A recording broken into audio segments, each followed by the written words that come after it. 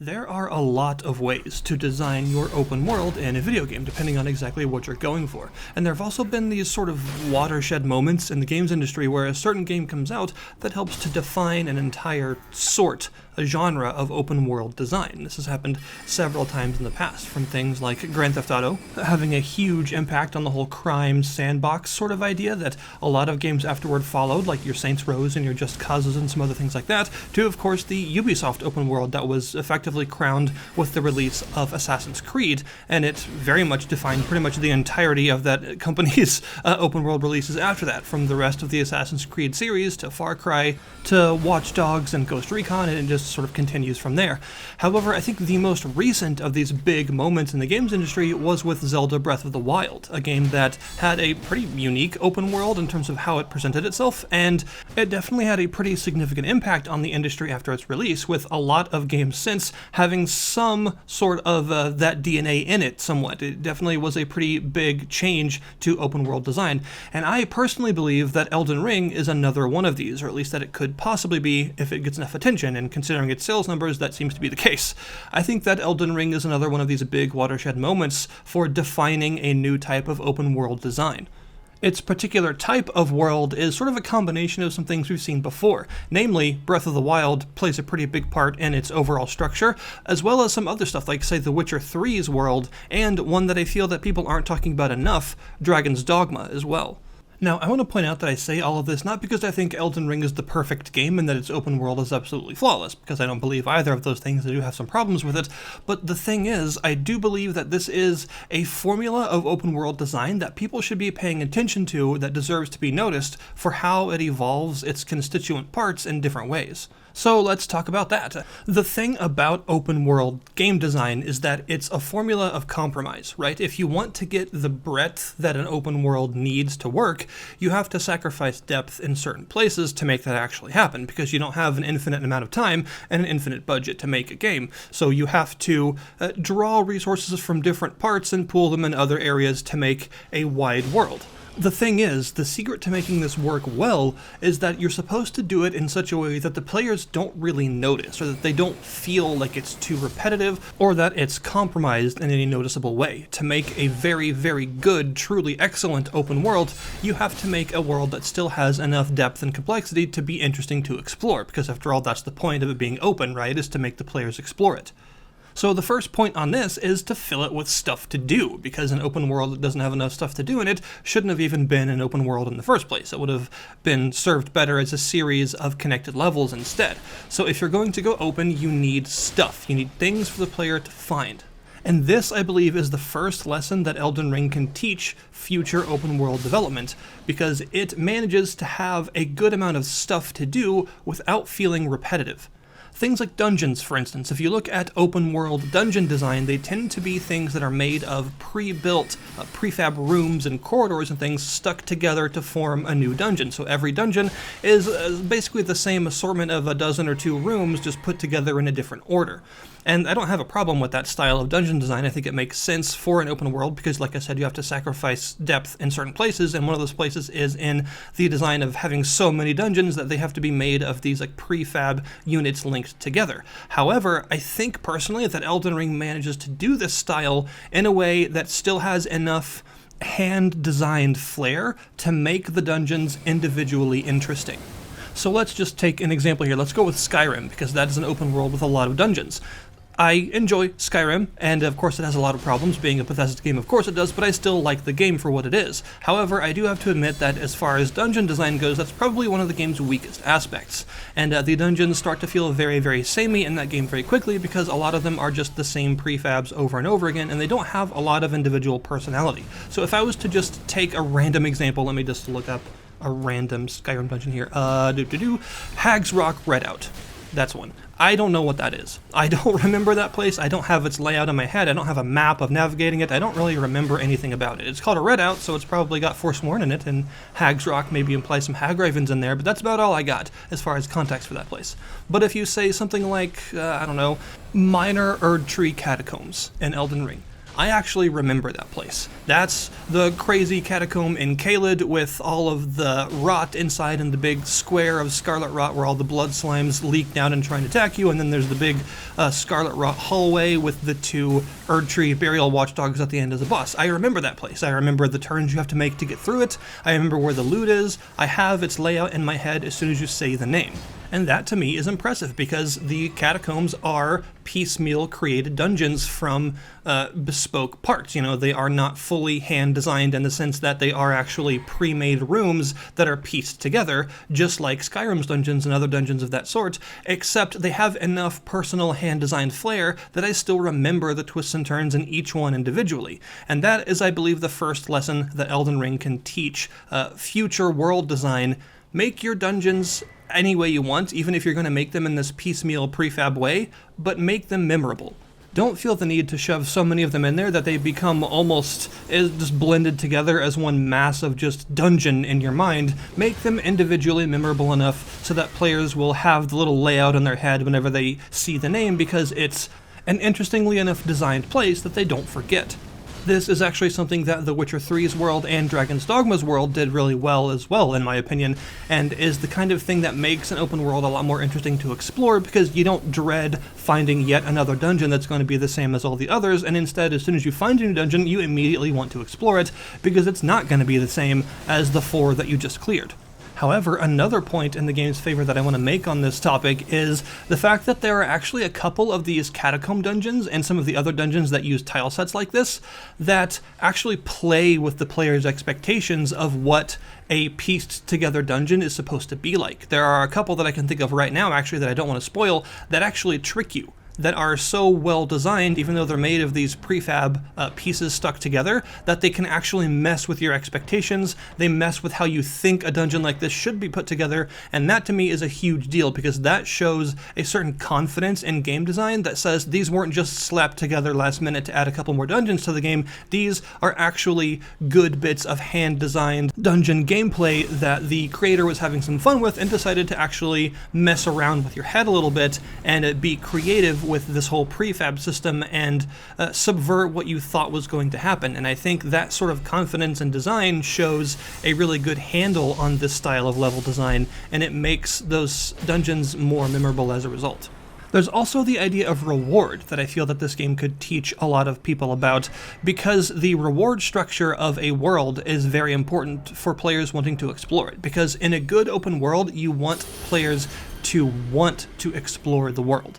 Whereas if you just smatter the map with a bunch of icons, it feels more like an obligation. You're obligated to go to that area because there's a thing on the map that says, hey, go here, there's a thing to do. Whereas if you just give them a landmass and the promise of sweet loot, they actually want to go out of their way to explore it themselves, and that is the kind of feeling that you should want to engender in your player base, to actually make them want to find these things because they're interesting, not feel obligated to do them because you put them in the way. This is actually an aspect of Elden Ring that I feel improves on the Breath of the Wild part of the formula.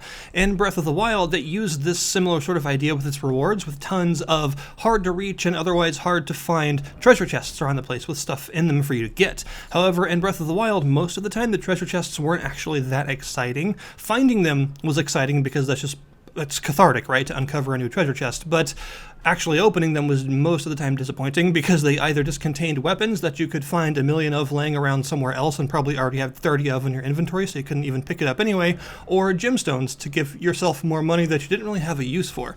However, Elden Ring uses this similar support structure but actually evolves it by having a huge, vast amount of stuff to reward the player with. As is Dark Souls tradition, there is a vast array of armor sets and weapons and spells and key items and consumables and all kinds of stuff to actually put in these chests, which means that players want to explore and complete dungeons and find hard-to-reach places and do all this stuff and kill rare enemies and all these things because there's awesome stuff to find, so it automatically makes players invested in exploring, in finding these things, in doing these dungeons, because they know there's so many cool, unique rewards for you to get a hold of. So even in the more repeated content, like, say, the ruins, which are usually very similar, although they do have some variety at least. You know, sometimes there's a boss, sometimes there's just a treasure chest underground, sometimes there's there's a chamber of enemies and then a treasure chest.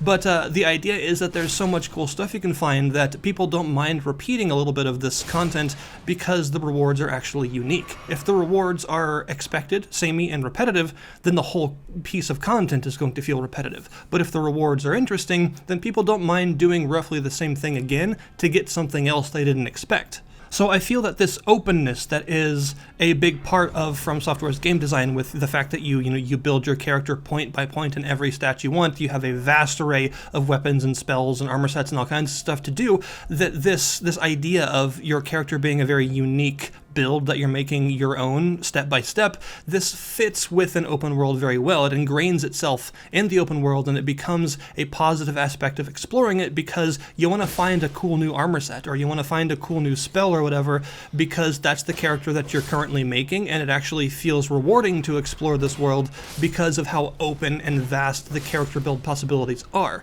So that's another lesson I feel that Elden Ring could teach future RPGs in terms of their open world design. Make the open world design actually conducive to improving the role-playing experience by having a vast amount of stuff to reward the player with. Another thing that Elden Ring inherited from its Breath of the Wild DNA is its very open narrative. Breath of the Wild was an extremely open game in terms of what it allowed you to do. It was just, here you are, there's Ganon, go get him. And there wasn't really much more to it than that. Everything you found out, every bit of the story that you uncovered, the Master Sword, the 4 big dungeons with the helpful spirits and their powers and all that stuff, all of that was up to you to explore and find and deign to actually use. Elden Ring is very much the same. It is a pretty simple beginning. It's just, you are the Tarnished, you are here to take the runes and become the Elden Lord. And you're dropped into Limgrave and there you go, that's pretty much it. And everything that you do aside from that is, again, entirely up to you. And I think that that style of open world is actually a very interesting way to do things because it not only incentivizes exploration for getting stronger, but it also incentivizes exploration for learning more about what you're even doing and why you're doing it. From's signature environmental storytelling is a very natural fit for an open world because it gives a lot more context to the world itself, and as you, the player, explore, you, the character, is learning more about what they're actually doing. And a really, really smart and interesting thing that this game does is it actually has several different endings that you can achieve, but you can only get these alternate endings from exploring, finding various NPCs, and doing their quest lines. This means that the endings are actually locked down to your character getting more context for what's happening and understanding more of the secrets of this world. And that is one of the best arguments for an open world that I can actually think of in an RPG, is to give a very large scope of stuff for you to uncover if you choose to do so, and have it actually change how you interface with the characters and interact with the ending. And that's very smart design. This basically means that the game has a sort of choose-your-own level of engagement about it. You could just go through the game doing everything that you're told and get the basic ending, or you could go for the absolute most obscure, crazy, ridiculous NPC questlines you can find and see what happens. It's all entirely up to you and actually changes how the game ends. And I think it's a very cool lesson to be learned for RPGs to make the role-playing linked to the open world in a way that's more than just you level up by exploring a lot. Now, don't get me wrong, this is not the perfect end-all be-all of open-world design. There are various problems with this. For one, you do of course still have a problem with repeated content, because no matter how much hand design you put into the dungeons and the bosses, there will inevitably be some that are repeated, and they're not always the most enjoyable thing. In Elden Ring, for instance, the ulcerated tree spirit boss is a boss that is repeated far too many times, and really it wasn't even that enjoyable the first time, to be honest, so I really don't see why they chose to copy-paste that one so many times. But anyway, you still have a problem with repeated content here and there. The point is to try and shake that feeling off for players as best as you can by making the content not feel repetitive, but sometimes it still will shine through, especially in things like boss fights or larger dungeon layouts that have too much repetition. Another potential problem with this style of world design is that sometimes it can actually feel too open for people. I'm praising the openness of the design and the interesting way that the level of engagement in the plot is actually your own choice, but for some people they bounce really hard off of this type of design, and I don't blame them personally. It works for me, but it doesn't work for everyone, and some people, I've noticed that people like choice, they like variety, but there is such a thing as too much choice, and sometimes if you give a player too much choice, they will simply decide not to choose, and they will just shut down and not have any interest because they feel overwhelmed. The positive of all this choice-based gameplay is that there's a whole lot of interesting environmental storytelling to explore, but the negative is that people that were looking for a more structured or rigidly defined experience won't get that, and they might feel as if the game is too overwhelming or confusing for them.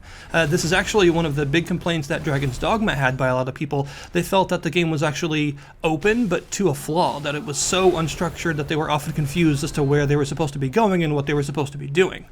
But I still personally believe that this heady combination of Witcher, Dragon's Dogma, and Breath of the Wild style open world formula that has actually coalesced into something entirely unique in the form of Elden Ring is worth keeping around and exploring in the future of the game development scene, because there's a lot going on here that makes this new style of world design very, very interesting and cathartic to explore and just really rewarding to play in. So that's my current feel on the design of Elden Ring. I think it is something that we should be keeping around and something that people should be paying attention to because of what it does differently and what it evolves from the things that it takes from.